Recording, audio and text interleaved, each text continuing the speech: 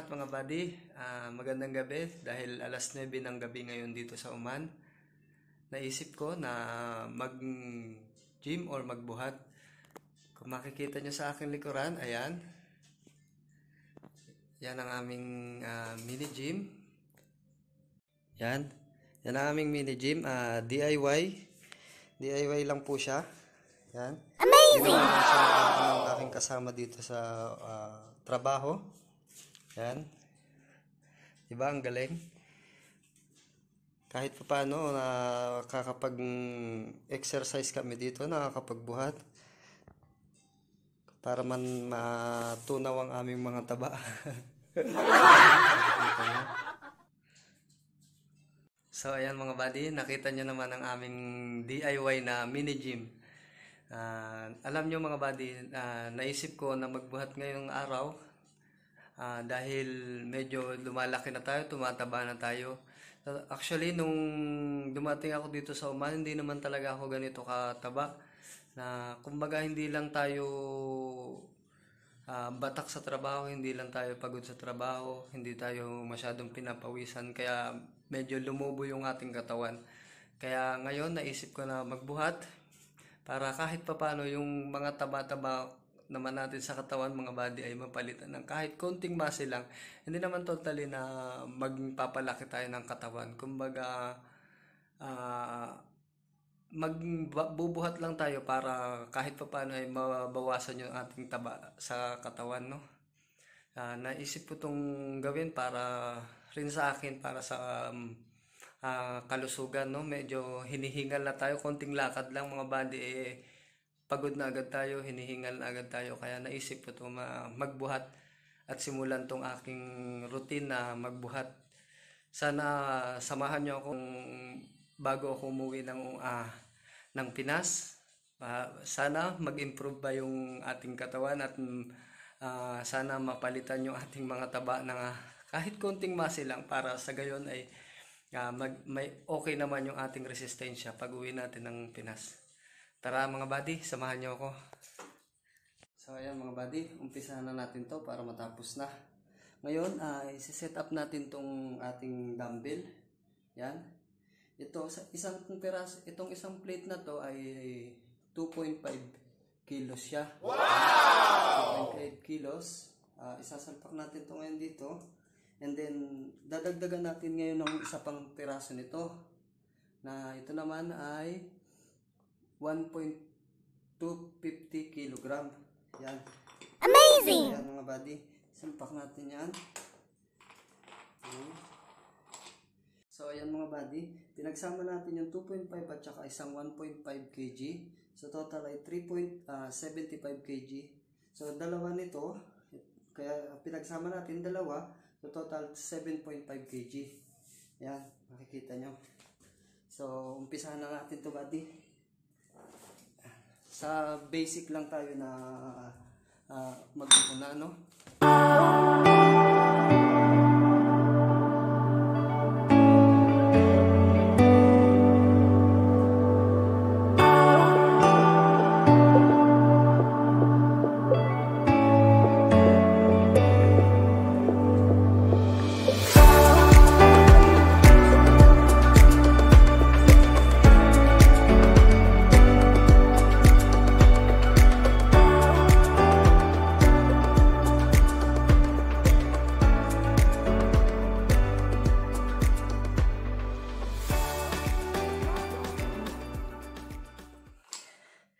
Yan.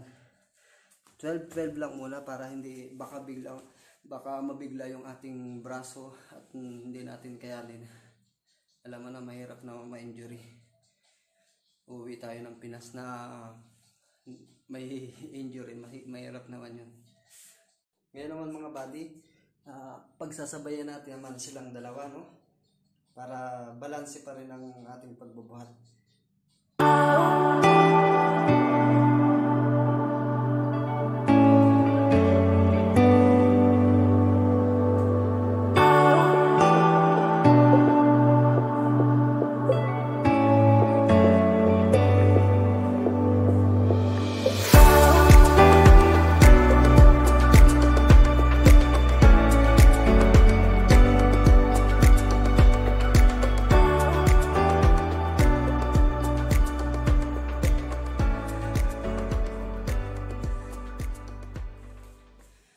mga buddy.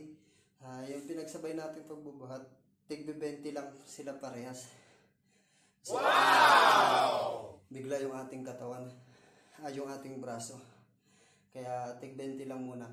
Mamaya, pag nakapagpahinga na tayo ng 10 minutes, bubuhat ulit tayo para dito ulit sa ating bicep, no? Yan. So ayan mga buddy, pagpahinga na tayo ng 10 minuto. Ngayon naman, itatry naman natin yung, ito naman, kung makikita nyo itong barbell na to. Subukan naman natin itong buhatin. Tara mga buddy, samahan nyo ako. So ito na mga buddy, itatry na natin.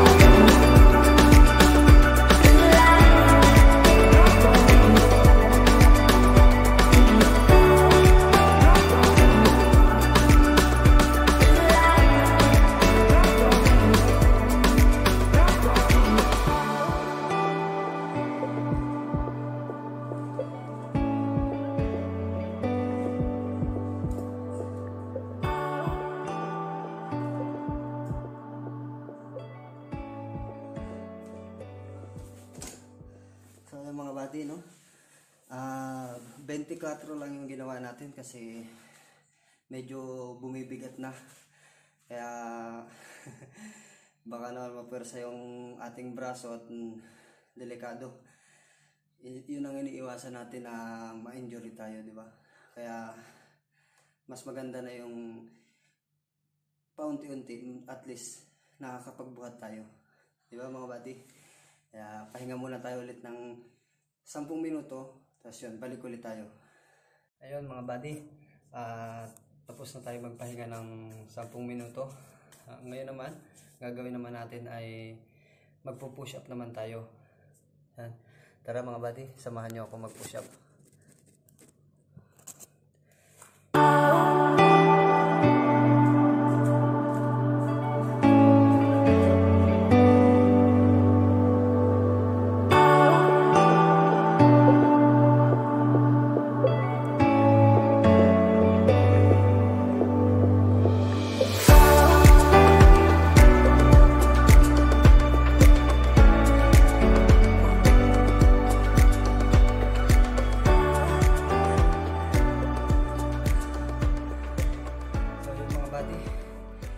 Lang yung nagawa natin na push up ngayon kasi yun pa lang yung kaya natin gawa ng medyo nagbuhat na tayo, medyo pagod na yung ating braso, kaya yun lang muna. Sa susunod na araw naman saka na natin dadagdagan para at least kahit papaano ma-develop yung ating muscle, no? Kung medyo pagod na rin kasi tayo kahit sa nag-barbell tayo, nagbuhat tayo, kaya medyo pagod na yung ating muscle, yung ating braso. Pero sa susunod na araw, dadagdagan na natin yan. Kung mapapansin nyo mga buddy, ang aking exercise lang ay puro lang sa braso, sa bicep, kasi sa katawan kasi, sa tiyan, sa pampa-abs, mahirap, matagal na proseso pa yan bago matunaw yung ating taba sa tiyan, no? Kaya unahin muna natin yung ating bicep, saka na muna yung ating para sa ating abs, kasi mahirap pag pinagsabay-sabay mo yan, baka mabigla yung ating katawan, baka naman bukas hindi na tayo makapagbuhat kasi sobrang sakit ng ating buong katawan. Kaya dapat hindi ko muna sinasabay-sabay yung aking ginagawa. Usually tinututukan ko lang muna yung aking bicep, no, para sa gayon ito muna yung ating pagtutuunan ng pansin na i-develop, i-improve yung ating braso. So, mamaya, magbubuhat ulit tayo, tapos tetestingin ulit natin yung dumbbell, yung barbell, at saka itong push-up. Paulit-ulit lang muna, 3 steps lang muna tayo. Sa dumbbell, sa barbell, magbubuhat tayo dun mamaya ulit, tapos ito sa push-up ulit. Mamaya itatry natin sa push-up ulit kung maka 12 ulit tayo or mas marami pa sa second try ulit natin ngayong araw sa ating pagpupush up. Kaya dyan lang kayo mga buddy, samahan nyo lang ako sa aking pag-exercise ngayong araw. Day 1 pa lang to ng aking exercise, kaya samahan nyo ako hanggang sa mga susunod pang araw na aking pagbubuhat o pag-exercise dito sa aming mini gym. Nakita nyo naman yung aming mga equipment. Ayan. Kung makikita nyo, nandito ako sa kwarto kasi itong kwarto na ito ay hindi naman to ginagamit. May yung kasamahan namin dito, dito siya nagro-room, kaya lang hindi naman siya minsan lang siya umuwi dito, kaya itong mini gym dito na lang muna nilagay nung kasama ko para at least kahit papaano magamit naman tong kwarto na ito. Yan. Yung mini gym namin na yun, ginawa lang talaga nung kasama ko yan. Kasi mahilig din siya magbuhat, mahilig din siya mag barbell kung anong ginagawa niya. Yan. Kaya siyempre, dati naman nagbubuhat na rin ako, kaya lang dumbbell lang. Nung nandito na rin ako noon, kaya lang hindi ko na tinuloy gawa ng medyo busy sa trabaho. Anong oras na rin kami kasi umuwi pag galing sa trabaho. Minsan papasok kami ng umaga, alas 10, tapos uwi namin ng alas 11, alas 12. Kaya wala nang time para magbuhat pa. Kasi pag alam nyo ang buhay ng OFW puro sa trabaho lang, tapos galing sa trabaho, magluluto. Minsan, pag natamba ka ng labahin, maglalaba. Tapos tulog, gising, ligo, tapos pasok ulit. Pag galing sa trabaho, luto, kain, pahinga, tapos tulog ulit. Ganun lang. Minsan sinisingit din yung paglalaba 2 times a week, o minsan pa nga pag medyo marami naman yung pang araw-araw na gamit na damit, short or pantalon, minsan once a week lang ako naglalaba. Kaya ayan, wala nang masyadong oras para sa pagbubuhat na ito. Kaya mahirap naman pagsabay-sabayin. Baka lalong bumigay ang katawan natin na ungat nandun na malaki yung katawan natin, tapos maapektuhan naman yung ating sarili, yung ating katawan. Mas mahirap naman. Kaya ito, medyo wala tayong trabaho ngayon. Kaya ito na lang muna ang ating tatrabahuin. Yan. Nakikita nyo yung aming mini gym, no? Ang cute, di ba? Ganyan lang yan. Samahan nyo lang ako na mag-gym, tulungan. Panoorin nyo ako at baka may makuha din kayong mga idea about sa ganito. Ako naman talagang wala naman talaga akong idea na kung paano yung step by step. Kumbaga ito lang yung naisip ko na step by step, kasi sa totoo lang wala naman talaga yung mga professional, kasi yung may mga sa mga gym talaga may mga instructor sila na sinusunod, ginagabayan sila ng mga instructor nila. Pero sa akin naman, wala naman tayo instructor at wala naman tayo ibabayad para sa instructor natin. Kaya tayo na lang gumagawa. Sa kunting panood lang sa YouTube na kung paano yung step na ginagawa nila, yun lang ang susundin natin para hindi na tayo gumastos sa mga instructor na ibabayad natin. Diba? Yan.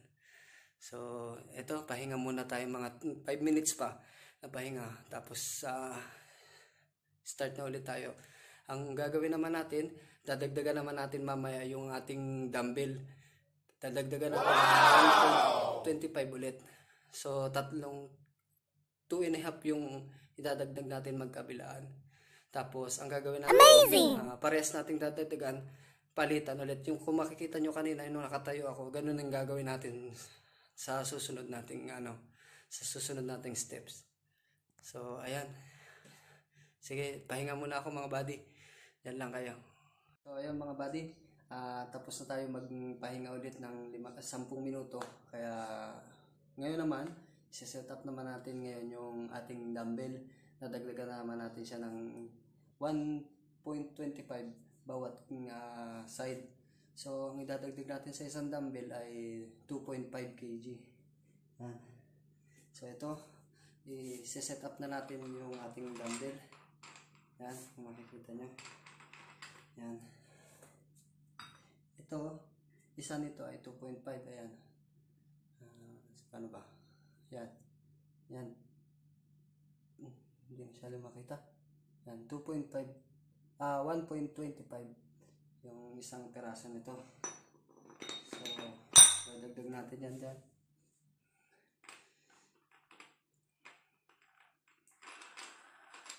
Yan. So, kabila naman. Ganun din na yung lalagay natin.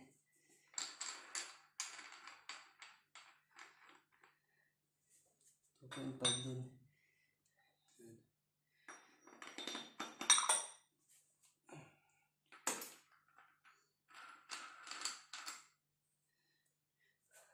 Actually, meron pa kaming ganito. Kaliit. Ito naman, kalahating kilo. Yan o. 0.05 kg lang. Yan. Pero hindi natin gagamitin ito. Ang gagamitin natin, idadagdag natin na yung 1.25. Yan.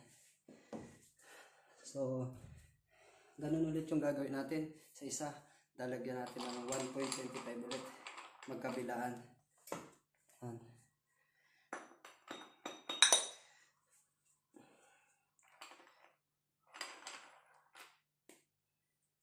Yan. So, ganun ulit. Sa kabilang side naman.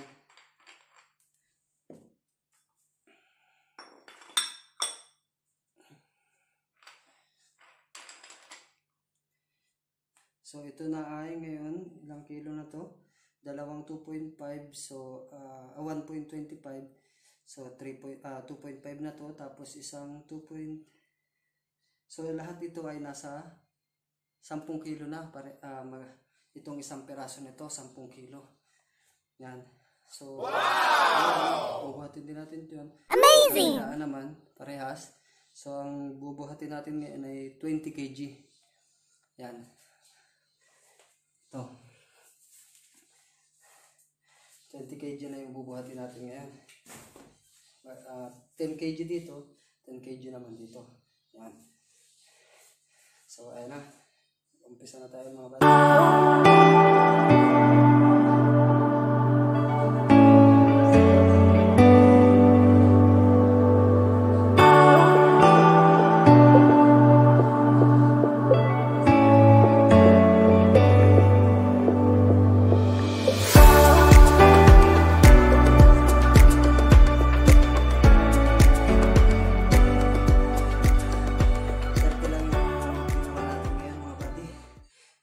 Kanina, 40 yung nagawa natin, 7 kg lang yung bawat isa. Ngayon naman, 10 kg yung bawat isa. Kaya 30 lang muna yung gagawin natin. Kasi medyo bumibigat na. Medyo muscle. Kaya hindi ko bibiglain muna. Kasi mahirap mabigla ang ating braso. Baka bumigay, magka-injury naman tayo. Baka hindi na tayo makapagbuhat sa susunod na araw, no? Kaya tutuloy-tuloy lang natin to, ma-improve naman natin yung ating pagbubuhat, madadagdagan pa natin yung bilang natin. Basta sa ngayon, umpisa lang muna tayo sa konting bilang lang muna. So ayan, pahinga muna ulit tayo ng 10 minuto ulit, tapos mamaya iba naman yung gagawin natin. Kung kaya pa natin magbuhat ulit dito sa barbell, tetestingin natin ulit kahit mga 12 pa, 12 or 15, no? Para sa gayon mabalance natin yung pagbuhat natin dito sa barbell. Susunod naman nating gagawin ay yung pagbubuhat naman ng barbell. Tapos after nitong pagbubuhat ko ng barbell, tetestingin natin kung mga 10 o 20 o 15. Tetestingin natin kung ilan ang makakaya natin para sa barbell. Tapos after ng barbell, pahinga ulit tayo 10 minuto. Tapos sunod naman, magpo-push up naman tayo. Tetestingin kung kanina 12 lang yung nagawa natin sa push up.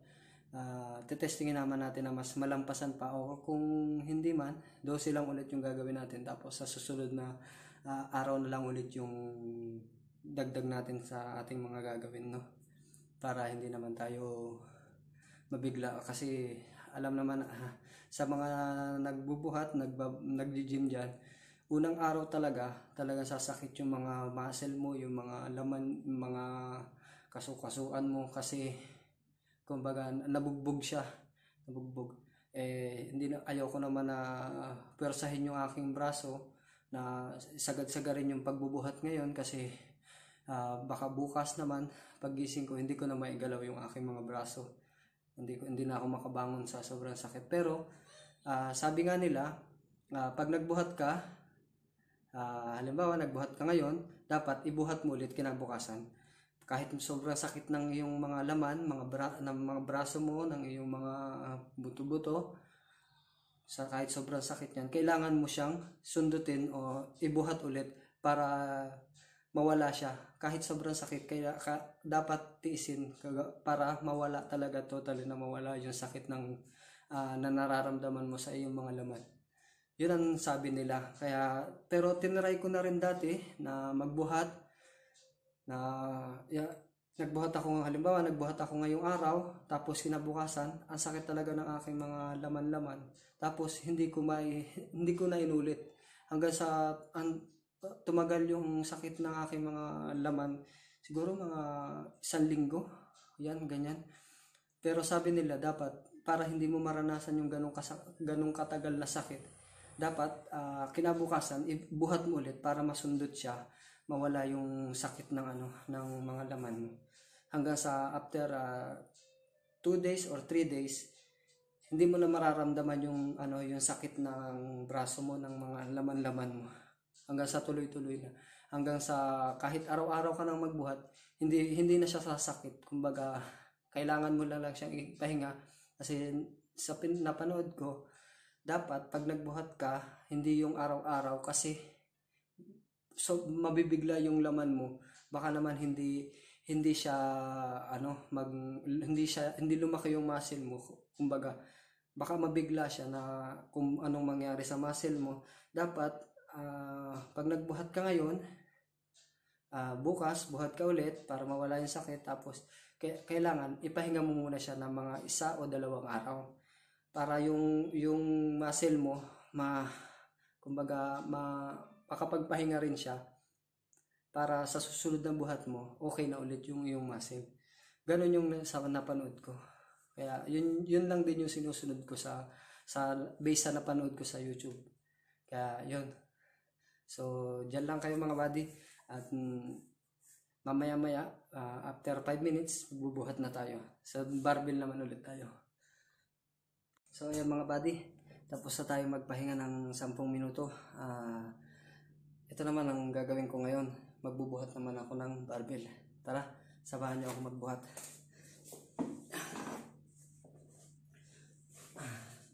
Yung gagawin natin ngayon ay tetesting natin yung 10 or 12.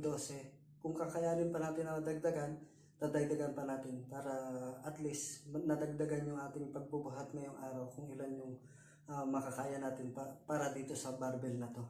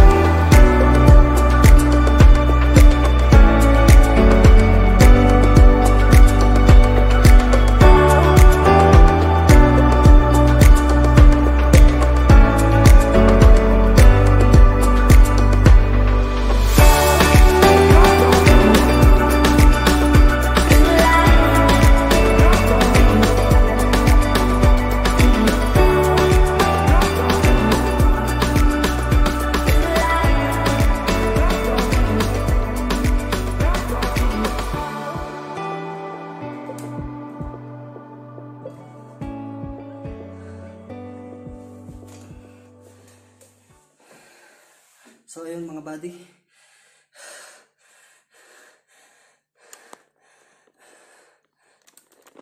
Bente yung nagawa natin ngayon. Parang 20 din yata yung kanina, di ba? Mga buddy, yung mga nagawa na buhat natin dito kanina. Parang 20 din yata. Yung buhat natin dito kanina. Yan. Kung mapapansin nyo sa video, medyo yung unang buhat ko, nanginginig yung braso ko kasi pagod na. Halos hindi ko na kayang iangat. Gusto kong dagdagan pa yung 20 kaya lang hindi ko na kaya. Kasi baka mabigla naman yung braso ko. Sa totoo lang, dati nagbubuhat nung nandito na rin ako, nasa dating bahay kami, nagbubuhat na rin ako nun kaya lang hindi ko tinuloy. Nagpo-push up na rin ako, nag-exercise na rin ako. Hindi ko na lang siya tinuloy kasi nararamdaman ko yung sakit dito sa aking braso na to. May pilay kasi to na kumbaga nagka-injury itong braso ko na to sa basketball naman. Nung naglalaro kami ng basketball ng mga kaibigan ko, mga tropa ko, na kumbaga na pagtalon ko, nasahod ako. Sa mga naglalaro ng basketball, alam nila kung anong ibig sabihin ng nasahod ka. Pagtalon ko, yung kalaban ko, lang yung katawan niya, nasa ilalim ko lang siya. Pag bagsak ng katawan ko, na-outbalance hindi ko yung na-control yung aking katawan. Diretso ako pababa. Ito yung unang bumagsak. Naibagsak ko siyang ganun. Pero hindi ko naman siya totally naramdaman nung after namin maglaro. Kumbaga, pero kita ko siya na pulang-pula talaga tong aking braso na to. Ibang-iba yung kulay niya nung nabagsak ako. Tapos nung mga lumipas na araw na taon, dun ko lang siya naramdaman na pag malamig, masakit siya. Sumasakit siya pag malamig. Tapos pag nasosobrahan siya sa pagbubuhat o sa trabaho, pag may binuhat na medyo mabigat, dun ko siya nararamdaman na parang pumipitik-pitik yung dito sa ilalim. Yan. Kaya hindi ko siya masyadong pinupersa. Kahit nung ako yung nagpo-push up, kinabukasan nararamdaman ko na masakit itong aking itong aking braso na to. Kaya hindi ko rin talaga totally na tinutukan yung aking pagbubuhat kasi sumasakit talaga to. Hindi ko kaya siyang pag nasosobrahan sa push up, syempre pag push up nakaganito yung iyong kamay, yan, ganyan, nandito yung puwersa mo sa iyong braso. Kaya nung nagpo-push up ako, hindi ko siya masyadong pinupersa kasi once na dumami yung aking pagpo-push up, napipil ko na dito yung sakit. Yan. Kaya tinitigil ko rin minsan. Kumbaga, siguro nagbubuhat ako mga 3 times na sunod-sunod, tapos pahinga, tapos kung kailan ko lang ulit maisipan. Hindi ko talaga totally na tinututukan yung ang pagbubuhat kasi may injury nga ako sa braso. Ito sa kaliwa. Yan. So, mamaya pahinga ulit tayo kumbaga kanina nagpahinga na tayo dito na pagtigil natin, kwentuhan, tapos siguro mga 5 minutes na yung nakalipas, pahinga ulit tayo ng 5 minutes, tapos sunod push up naman yung gagawin natin. Puro tututukan lang natin muna yung ating bicep sa ganito, sa ating braso. Yan. Mamaya tetestingin naman natin yung dito naman sa ang tawag dito sa balikat, hindi yan, para balance yung pag-develop niya. Yan. So, pahinga lang muna ako ng 5 minutes, tapos balik ulit tayo sa pag-push up naman yung susunod natin gagawin. So, stay lang kayo dyan mga buddy. Pahinga lang muna ako ng 5 minutes. So ayan mga buddy, tapos na ulit tayo mag pahinga ng 10 minuto. Ngayon naman ang gagawin naman natin ay mag pupush up ulit tayo ng 12 ulit. Kasi 12 yung ginawa natin kanina, 12 ulit yung gagawin natin. Parehas lang kanina kasi sabi ko nga sa inyo kanina, hindi ko bibiglayin muna yung pagbubuhat o pagpupush up ngayon dahil baka ma-injury naman tayo. Mahirap naman, baka hindi na tayo makapagbuhat ulit bukas. Kaya step by step lang muna tayo. Konting push up lang muna ngayon, konting buhat. Tapos bukas, kung kakayanin natin na makapagdagdag ng bilang natin sa ating pagbubuhat, dadagdagan natin bukas kung kakayanin natin. Pero bukas sigurado na magbubuhat ulit tayo para para mawala yung sakit. Kasi panigurado bukas sasakit talaga yung aking braso nito. Kasi ngayon lang ulit ako nag-gym, nag-push up o nagbuhat kasi medyo nabisi sa trabaho. Ngayon lang ulit naisipan. Kaya bukas, day 2, abangan nyo ulit ang aking vlog bukas. Day 2, para sa panibagong steps na ating ipagpapatuloy bukas. Kaya, ayun. Umpisa na natin mga buddy, mag-push up ulit tayo ng 12.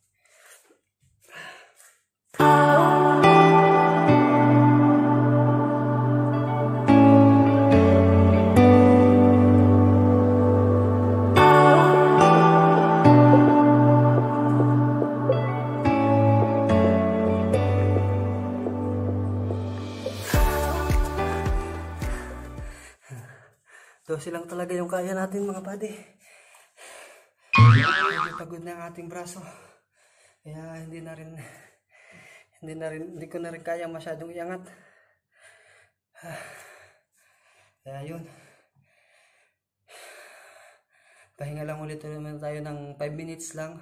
Pahinga natin tapos mamaya subukan naman natin yung sa taas naman kung kakayanin pa.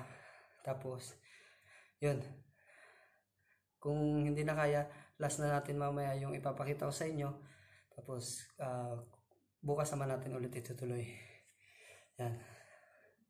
Yan mga buddy. Tapos na tayo magpahinga ng 5 minuto ulit. Ngayon naman, ang gagawin naman natin ay ganito naman ang gagawin natin. Ito sa inyo. Bubuhutin naman natin tong isang piraso nito. Ito ay 10 kilo. Ito isang piraso. Ganito naman yung gagawin natin ngayon. Mga buddy. Ipitan na natin at baka biglang kasarapan ng pagbubuhat natin ay makalas naman siya at ma-aksidente tayo. Yan. Ganito naman gagawin natin. Mga buddy.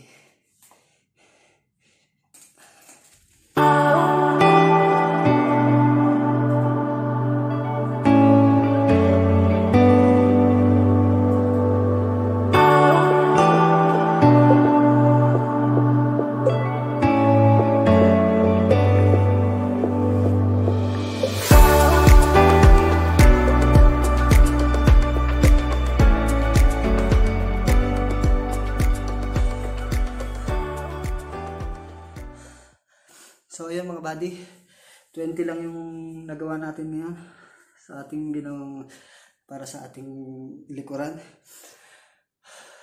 Medyo pagod na ang ating katawan buddy. Mga buddy, masakit na ang ating braso, ating kalamnan. Kaya hanggang dito na lang muna yung ating video ngayon, ating vlog. Kasi para bukas may tira pa tayong lakas kung sakaling sumakit man ang ating braso bukas, bubuhat ulit ako. Bubuhat ulit tayo. Samahan nyo ako bukas ulit na magbuhat para maiwasan. Yun ang iniiwasan natin kasi yung sumakit ng matagalan yung ating mga kalamnan. Kaya kailangan talagang ibuhat ito bukas para mawala. Para sa day 3, hindi na siya ganun kasakit. Yun. So hanggang dito na lang mga buddy. Nga pala sa mga salamat sa inyong panonood. Sana sa lahat ng mga hindi pa nagsusubscribe sa aking channel, mag-subscribe na kayo para maging updated kayo sa mga susunod na video na aking gagawin, sa aking mga susunod na vlog. Kaya God bless sa ating lahat mga buddy. Ngayon, mamaya magpapahinga lang ako ng siguro mga 30 o 1 hour, 30 minutes or 1 hour. Maliligo naman ako para yung ating muscle ay makarelax. Kasi pag hindi mo gano'n naman talaga ang ginagawa ng mga nagbubuhat. After nilang magbuhat, pahinga, tapos 1 hour or 2 hours dun sila maliligo para yung ating muscle hindi nabugbog siya, kumbaga kailangan niyang ma-relax. Kaya maliligo tayo mamaya pag tapos nating magpahinga para mas maganda din ang ating tulog. Kumbaga pagod tayo, mas masarap ang ating tulog. So ayun mga buddy, hanggang dito na lamang. God bless sa ating lahat. Mag-subscribe kayo para mas marami pa kayong video na mapanood dito sa aking channel. Maraming salamat. Keep safe lagi. God bless sa inyong lahat mga buddy. Bye bye.